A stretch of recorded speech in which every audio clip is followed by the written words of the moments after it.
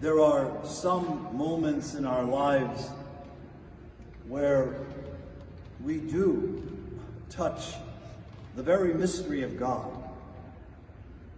an experience that is sort of like no others. Some of those experiences are of a mystical nature and very hard to put into words. When you have experienced something of God, it's very difficult to tell another person just what that was, and what you felt like, and what it means to you now. I think for Francis of Assisi, when I look at the cross that's there in the center of the sanctuary, one of his most mystical experiences was in front of that cross. This is obviously a replica of that cross. But it was there that Francis heard the Lord say to him, "Francis, you can see this house of mine is falling into ruin. Go and repair it." Whatever that experience was for him that day, it set him on a path. It set him on a journey of renewing the church. Not just stone by stone, the chapel he was sitting in, but the church. Through the efforts of his own, his brothers, and all that would follow. That experience. There are other wonderful experiences in our lives that may be easier to describe to another.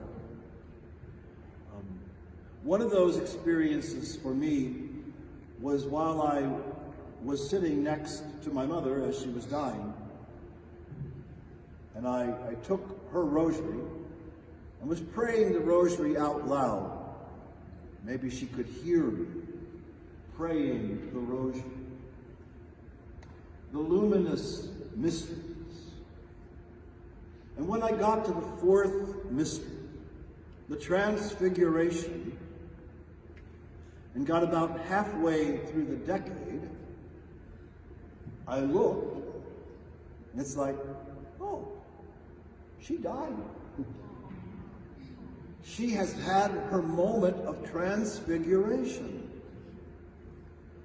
I couldn't think of a better mystery to be reflecting on than the Transfiguration, as my mother passed from this life to the transformed life with God. Jesus shared a tremendous moment with Peter, James, and John. Sometimes I question things, as you do, but it's like, why just the three of them? Why didn't he take all of his apostles, who he had been talking to earlier about the approaching coming to Jerusalem, where he would suffer, where he would die and be raised on the third day? Why didn't he let all of his disciples in on what he was going to show Peter, James, and John? But maybe they were able to share it. But anyway, there he goes, up a mountain, and is transfigured before their eyes. The glimpse of Easter already being imprinted in their minds, that where following the suffering would be the glory. And here's a look at it already. And I feel that way in Lent. The whole journey of Lent is to get us to Easter, but we get a real taste of it on the very second Sunday of Lent. This glorification of Jesus, seeing where all this is leading, the glory that awaits him and awaits us. There are these moments in our lives when we do have these more profound experiences of God. And I encourage you to reflect for yourselves some of those moments, or one of those moments, that was so confirming of your faith. One of my experiences as a very young priest was not on a mountaintop, but it was in the Louisiana Bayou, very far from a mountaintop. But that experience of God that day, in that retreat, profoundly changes me and encourages me. Whenever I falter, when I'm doubting, it's like, no, that was real. That was real. I experienced something of God in that moment. And for many of us, what we are doing here, what we're engaged in here this morning, celebrating Eucharist, though we sometimes do it Sunday after Sunday after Sunday, and it can become quite routine. And yet, maybe some Sundays, the experience of the Transfiguration that takes place every time we celebrate Eucharist, that bread and wine, blessed and shared and broken, is not just bread and wine. The poet Mary Oliver said it this way: something has happened to the bread and the wine. They have been blessed. What now?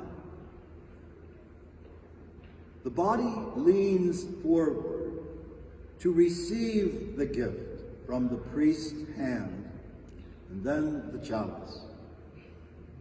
They are something else now from what they were before this began. I want to see Jesus, maybe in the clouds or on the shore, just walking, beautiful man, and clearly someone else besides.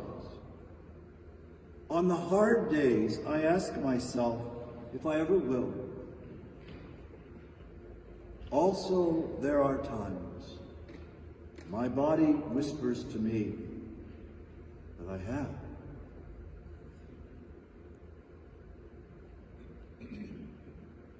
As we engage again on this Transfiguration Sunday, as we engage again in celebrating Eucharist, maybe we find a way to open our hearts and our eyes ever more to the mystery, the mysticism of what we are doing with the bread and wine that's there in the aisle now, but will not be bread and wine when you come forward for communion.